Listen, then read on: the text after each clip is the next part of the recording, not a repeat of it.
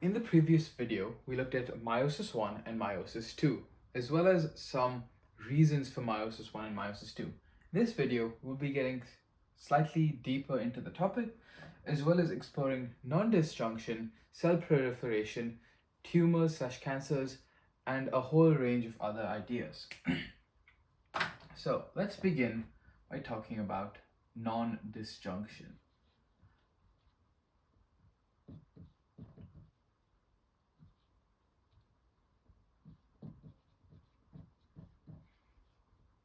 Now, on the syllabus here, it states that we need to know what non-disjunction is. So let's begin by giving a quick rundown of exactly its causes or its problems. So it can occur in anaphase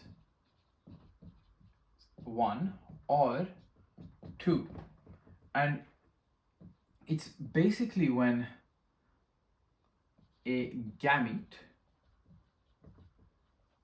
with extra chromosomes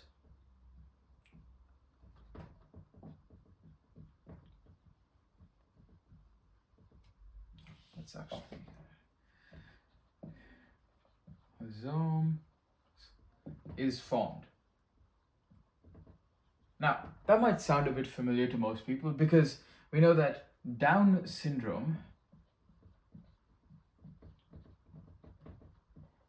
is actually caused by an extra chromosome being present in our genetic makeup. So instead of having 46C, you have 47C, and that relates to Down syndrome. Now, the idea behind it is that instead of doing anaphase, instead of two cells equally, two chromosomes equally splitting and going over with 23 and 23, you're going to actually get 24 and potentially 22. Now, this is a problem because this 24 will actually produce a baby, especially if it's on the correct chromosome number. And that would be a bit of an issue. It causes a genetic disorder, issues. So basically, non-disjunction happens potentially either anaphase 1 or anaphase 2 during meiosis,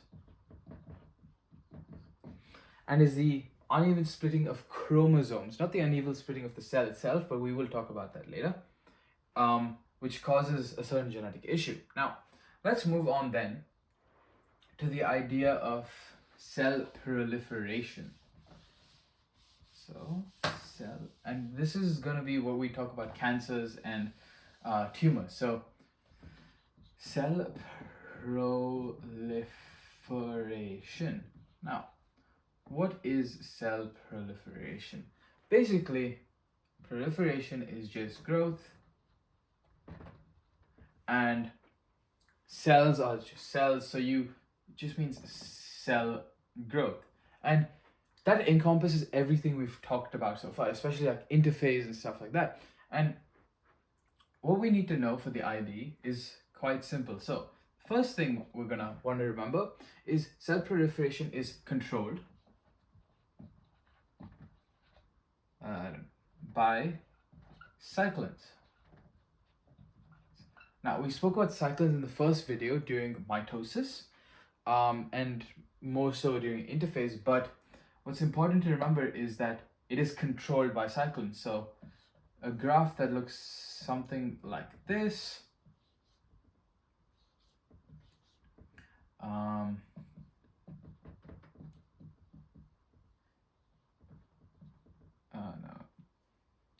so a graph that looks something like this would be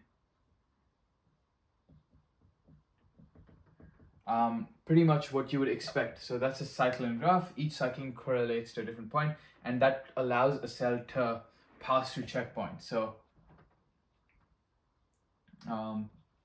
checkpoints. Now, another thing about cell proliferation is that it has a delicate balance. So it's balance between death and growth. So what do I mean by that? Let me actually erase this and focus on the death and growth aspects. So the death aspect is quite simple. For cells to die, they either get tired or they run out of energy or they age. And they're often forced to die by apoptosis. And that's controlled by tumor suppressor genes. So this slows down cell proliferation. So slows down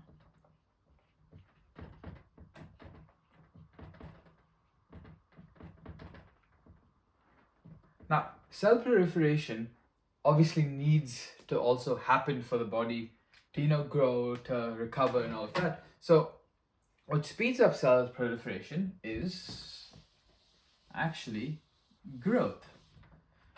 So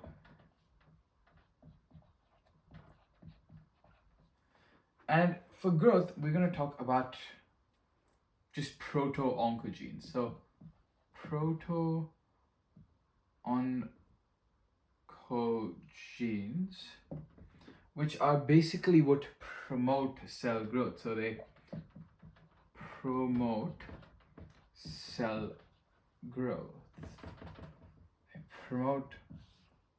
They promote cell proliferation. Let's actually underline this entire thing in red. Now, proto-oncogenes control growth, and we know tumor suppressor genes control death.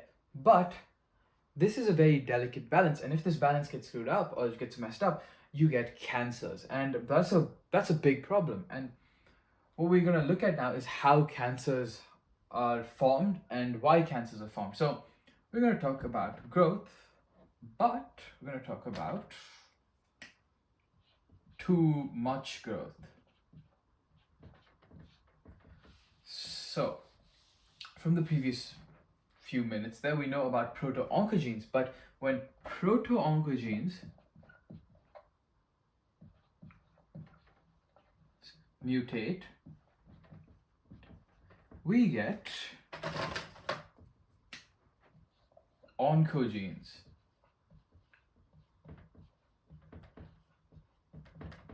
Now, these oncogenes are bad. They cause uncontrollable cell growth or uncontrolled cell growth at an accelerated pace.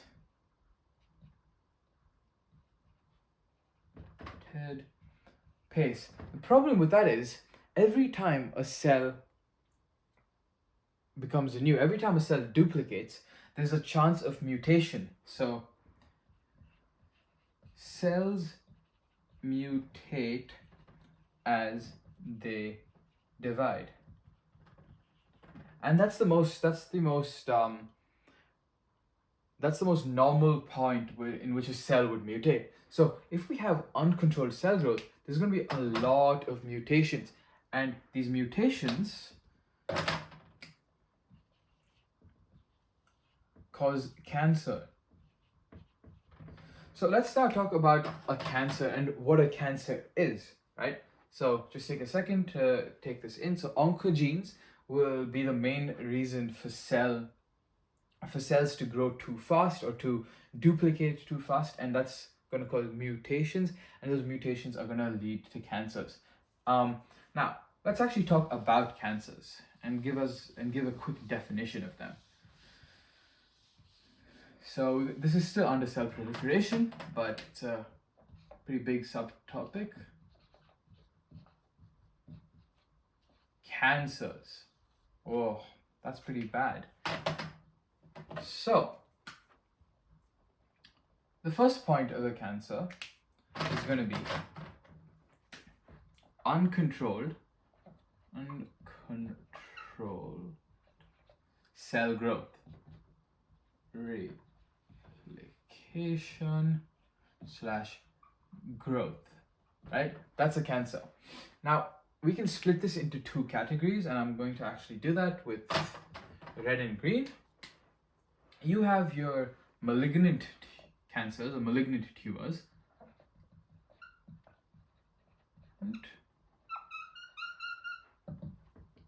And then you have your benign.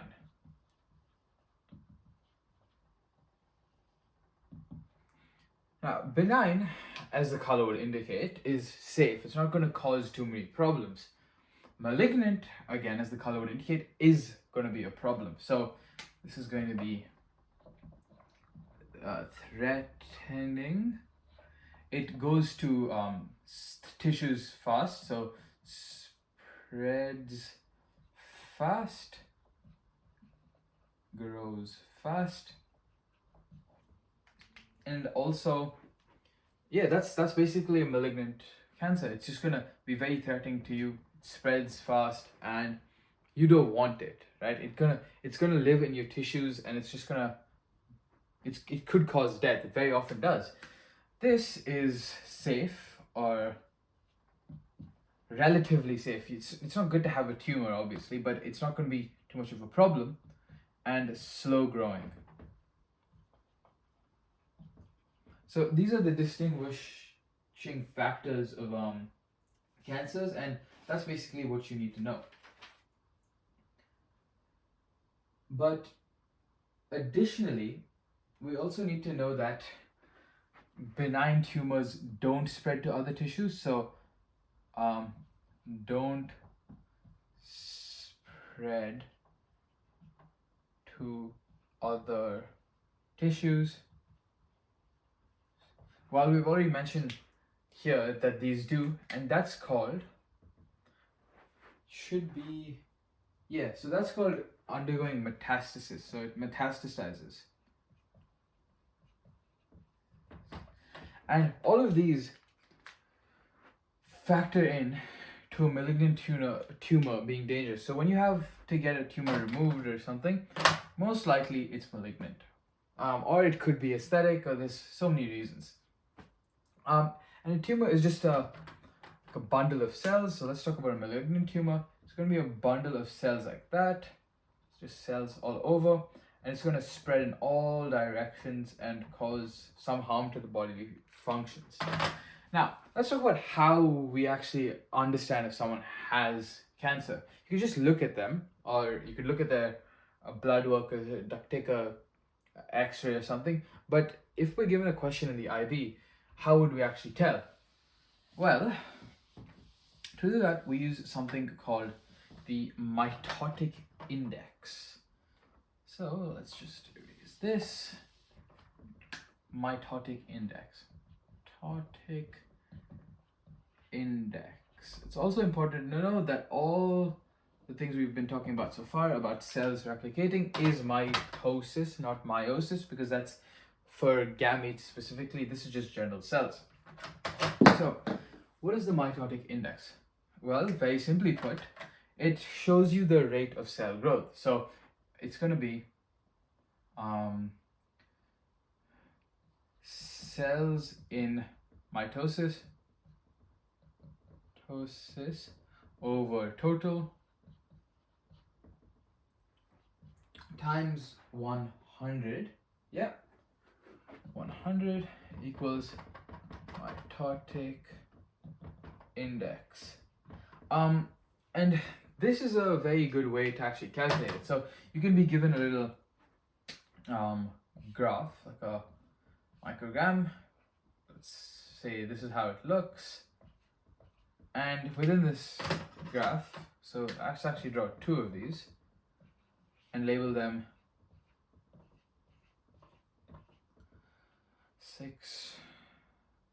Let's actually make these 1, 2, 3, 4, 5, 6, 7. So let's actually make these 5 each, just so it's easy to calculate. All right. So this cell is undergoing meiosis. This cell is undergoing mitosis, and this cell is undergoing mitosis, and maybe this cell. So a lot of these cells are undergoing mitosis. In here, you have just this cell undergoing mitosis, maybe say this one. All right. For sample A, this is B, the mitotic index is going to be cells undergoing mitosis, so that's 4, divided by total by 5. So it's going to be 80% of the cells undergoing mitosis. In sample B, we're going to have 40% undergoing mitosis. And what the mitotic index does is just allow you to say, is there a chance or a higher chance that they're undergoing cancer? So the higher the mitotic index, so the greater the mitotic index, results in higher chance of cancer.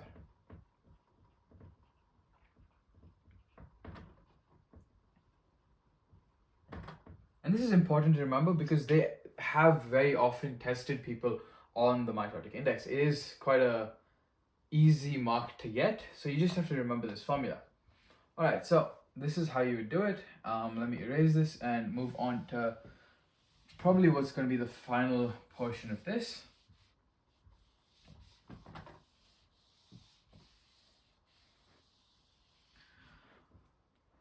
All right, so the final thing we're going to talk about is the idea that meiosis and mitosis, and we're going to talk about them as a whole. We're just going to give a quick brief outline of what they are. So let's make just a quick rundown. Required for life.